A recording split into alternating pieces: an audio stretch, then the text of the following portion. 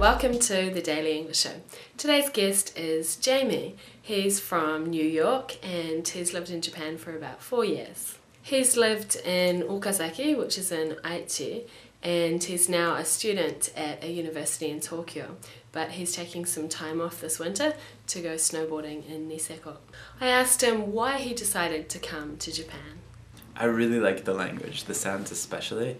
German languages are so rough, but Japanese seems really, really smooth. So it was the pretty language that brought me over. Kia ora, in Stick News today, the Marshall Islands have a new president. The Republic of the Marshall Islands is a Micronesian island nation in the western Pacific Ocean, with a population of around 62,000. The official languages are Marshallese and English. The islands got their name from an English captain called John Marshall, who arrived in 1788. Since then, the Marshall Islands have been controlled by Germany, Japan and the United States, and since 1979 they have been self-governing. Today, the 4th president of the Republic of the Marshall Islands was elected. And that was Stick News for Monday, the 7th of January. Kia ora.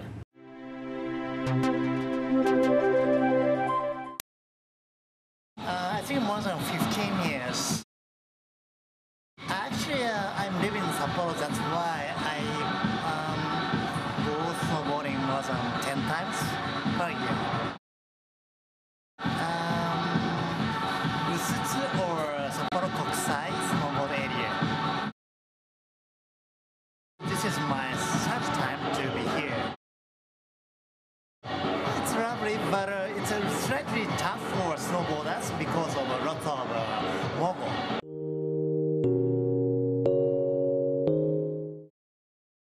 How did you learn Japanese?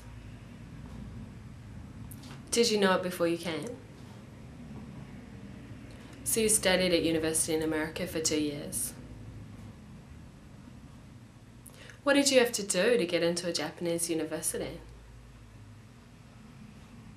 Did you have to pass a certain level of Japanese? Why is that? Has it been difficult keeping up? Do you find you have to work harder than the other students to keep up with the readings? So you've experienced Japanese and American universities. How different are they? Do you get involved with those groups? What do you plan to do after you graduate? Are you planning to stay in Japan for a while? Why did you decide to come to Niseko? What's your job? Where are most of the customers from? Is the translation difficult or is it pretty straightforward? Finally, do you have any advice for people who are studying English?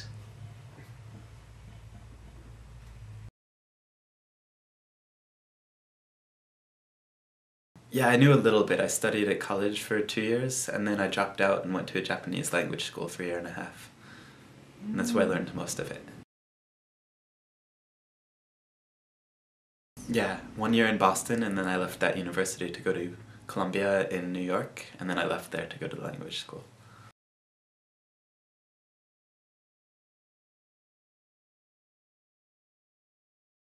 Yeah, there's the Japanese proficiency test, the Nihongo Noryoku Shiken, and I went ahead and took the first level of that. I'm not sure it really made a difference because most Japanese universities, from what I was able to tell, really want foreign students to join. So as long as you're foreign and you can speak with a certain fluency, which they tell from an interview or maybe from a written essay, and they're eager to get you in. I think because, first of all, they don't have many Japanese students because of the declining population, and also because they're really eager to introduce their students to a more international student population. A little bit.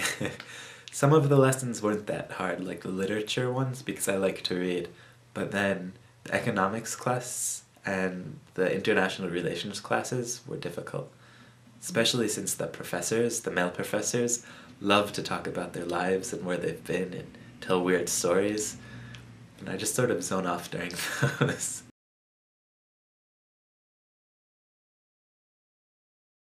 Yeah, the reading definitely takes me maybe 3 or 4 hours for just 10 or 11 pages when it's a real thick economics book. But otherwise, I usually can tell what's going on in class. What's difficult is expressing myself in a question, making sure that I ask what I really want to ask, and it doesn't get misinterpreted by the teacher.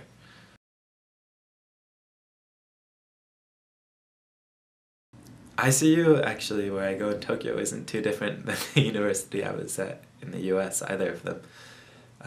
If anything, the classes in Japan are smaller, so you get more chances to directly interact with the teacher. But I think the biggest difference would be in the students. The students in the US seemed a lot more independent and self-motivated, whereas here it seems to be focused much more on group activities, whether that's extracurricular activities or the students getting together in study groups outside of class to prepare for an exam. I did for a little, but they're a little wild for my taste, especially the extracurricular groups. It'd be really nice to come up and live somewhere like Niseko for a few years and do something like farming in the summer and then like the guide or instructor job I'm doing now in the winter. But on top of that, it'd be fun to open a restaurant eventually, a vegan restaurant somewhere. Yeah, for a little bit, if they'll have me. I'd been up here once or twice. First time I think was in 2003, 2004 when they had all that snow. And I liked so much I came back last year, luckily just at the end of the rain when we got a few snowstorms before the season ended. And I liked it again, so I decided why not take a little time off from college to come and spend an entire winter here. I work at this company that gives guiding and instruction. So I teach snowboard lessons and then I go along with the guides and translate between English and Japanese and back. It's pretty nice work, especially the guiding work, since I don't have to worry about the customers and where we're going, I just have to worry about the language issues. A lot of Australians, but then there are also many from Singapore and from Hong Kong. And then just the other day I had my first French customer. So not many Europeans. I was a little surprised. It's pretty straightforward, especially since all the translation they want done is stuff like, you see the bushes over there? Don't go past them. Have fun on the way down. Definitely try and speak as much as possible outside of class. If all you do is study and set hours every week, you're not going to get as good as you would like.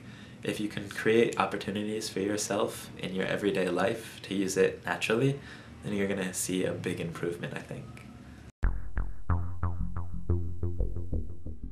When Jamie arrived in Japan, he A. could speak some Japanese, B. couldn't speak any Japanese.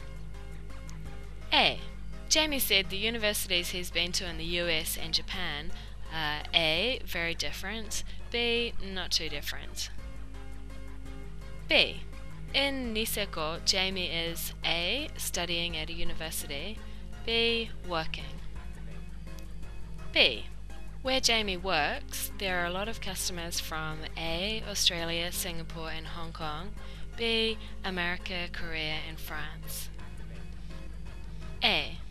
Jamie said the translation he does is A. pretty straightforward, B. very difficult. A. And that was the Daily English Show. See you tomorrow.